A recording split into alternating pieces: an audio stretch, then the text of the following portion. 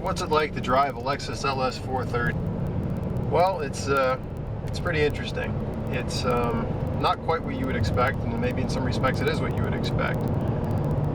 The old expression that they used to apply to German cars of built like a tank is a pretty good way to describe how this Lexus feels.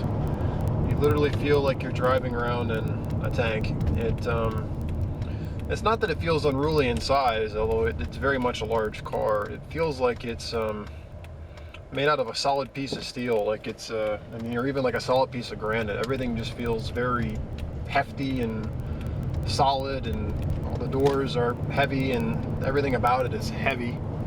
But it sounds in that respect like it's a derogatory thing, and it isn't at all. It just feels very well made. You feel like again, you're kind of driving a tank, but it's a tank that rides on a pillow top mattress. The car rides beautifully, and I'm going 55, 60 miles an hour right now, and you can hear hardly anything in the cabin. The car is ridiculously quiet, and this is kind of the perfect daily commuter car in that respect. So if you've been a fan of my channel, you know that I'm a car guy, and I drive cars that are stick shift, and I drive cars that are fast, and that's more my forte. So this car is kind of like the antithesis of a car that somebody who's into cars would drive. But believe it or not, this thing is actually pretty fun to drive. It's not like my Corvette where it's expected to be fast and it's just loud and obnoxiously loud the way mine is. I have an exhaust on my car. It sounds great, by the way. The thing about this car that's so fun is, apart from the fact that driving something that feels as solid, which there's just something intrinsically nice about that, it's you feel special driving this car, I guess is the way to put that. And you feel special not just because, again, it's so well made and it feels so solid, but I mean, just look around this cabin. You have this gorgeous maple trim, you've got extremely nice leather seats, and obviously, I mean, this is an executive class car, so you feel very special driving this car strictly because it's an expensive car, and the people that drive these cars tend to be pretty successful.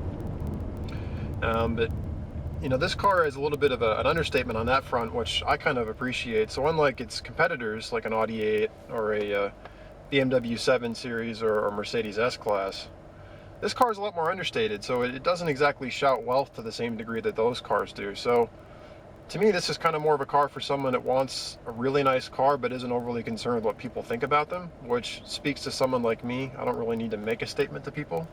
I don't care if people think that I have money or not. But getting back to the way this thing drives, part of the reason why it's so fun to drive is if you get beyond the point of just it's intrinsically fun because it feels special, and again, it's got a beautiful cabin in it, and it's so quiet and it's serene and it's comfortable. Well, quiet, serene, and comfortable aren't what you would say fun to drive. The cars you consider fun to drive they communicate to the driver well. They have good steering, they have good throttle response. Like my Corvette, one of the things that makes my Corvette fun to drive is feeling the drivetrain shake because the engine is so powerful. You just kind of feel the car vibrate. I mean, that's fun. You don't get any of that in this car. So why, again, is it fun to drive? Well, it's actually, one of the things is it's got this incredible motor in it. And I love the LS in my Corvette. I think it's a wonderful motor. It's got tons of power. It sounds mean. But the 3U ZFE engine in this Lexus is every bit as incredible, and I like it every bit as much. So in this tune, it makes about 290 horsepower and 325 foot-pounds of torque, which doesn't seem like a lot considering this car is pretty big. This car is almost 200 inches long. I think it's like 197. But this is before these cars got ridiculously heavy. I mean, this car, I think, is right around 3,900 or 4,000 pounds, which is heavy, for sure, but I mean, a Jaguar F-Type, for example, is 3,800 pounds. Whereas, like the Phaeton of this same generation, I think you could get them up to like 5,500 pounds. So this car is a lightweight in its class in that respect. It's not, it's kind of a similar kind of lightweight at the time to like a Jaguar XJ, for example, made out of aluminium, which this car isn't. Or aluminum, I should say, as Americans should say. So it has plenty of power, and this engine it's such a well-balanced and such a smooth engine.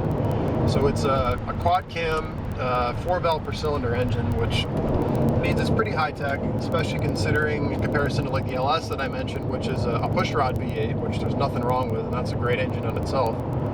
But part of the reason this engine is so nice is it's so smooth and it's got plenty of power, believe it or not, and it never feels like it's struggling. It's just, everything about it is just so refined. So there's an ACT switch, which stands for electronic controlled transmission, and you can put it in snow mode and that will start the car off in second gear. But if you put it into power mode, that kind of wakes the car up a little bit. And I'm coming into a little bit of traffic right now, but when you get on an open piece of road, this car is actually pretty quick. And to kind of give you a sense, if you have a chance to go on my channel and look at some of my other videos, you'll see I have these acceleration videos of a Mini Cooper S I used to own. And believe it or not, this car is quicker to 120 miles an hour than that Cooper S was.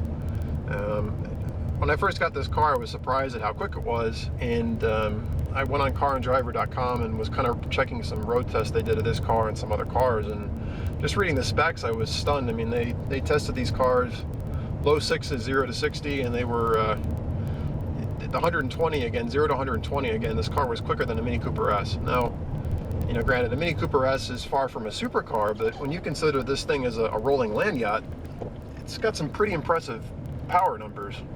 I'll go ahead and flat foot it here. It has no problem getting out of the way.